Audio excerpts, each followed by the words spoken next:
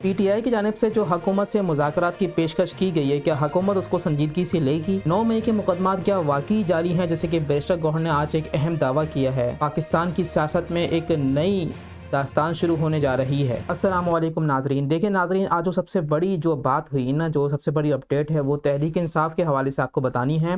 Barrister گوہر نے آج ایک اہم دعویٰ کیا ہے، جو مذاکرات کے حوالے سے بات چیت چل رہی ہے گزشتہ 3-4 دنوں سے، اس کے حوالے سے کہ اہم ترین پیش رفت آئی ہے بیرسٹر گوہر جو کہ چیئرمین پی ٹی آئی ہے ان کی طرف سے۔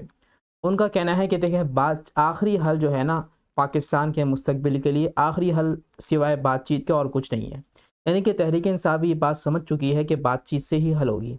اب اگر ہم دیکھیں نا کہ یہ جو سلسلہ چلا تھا 9 مئی 26 نومبر 24 نومبر کو جو سلسلہ ہوا تھا، پھر ایسا کوئی فائدہ ہی نہیں تھا، یعنی کہ آپ نے یہ کیوں کیا؟ اگر آپ کو مذاکرات ہی کرنے تھے تو پھر اس چیز کا کوئی فائدہ ہی نہیں تھا نا۔ لیکن آپ نے حکومت کے خلاف سیدھی بغاوت کی ہے، یعنی کہ پی ٹی آئی کی طرف سے جو بغاوت کی گئی ہے حکومت کے خلاف، پھر وہ کرنے کی ضرورت ہی نہیں تھی۔ اگر آپ کو مذاکرات کرنے تھے، پہلے مذاکرات کرتے، اگر وہ نہیں ہوتے یا کچھ نہیں مانے جاتے تو پھر اس کا سلسلہ الگ ہوتا۔ لیکن تحریک انصاف مذاکرات میں سب سے پہلی چیز کیا رکھتی ہے؟ بانی پی ٹی آئی کی رہائی۔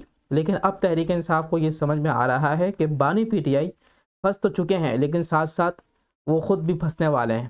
اس کی وجہ یہ ہے کہ فیض حمید جو گرفتار ہیں، ان سے کچھ نہ کچھ لنک نکل کے ان سیاستدانوں کی طرف سے آ رہا ہے۔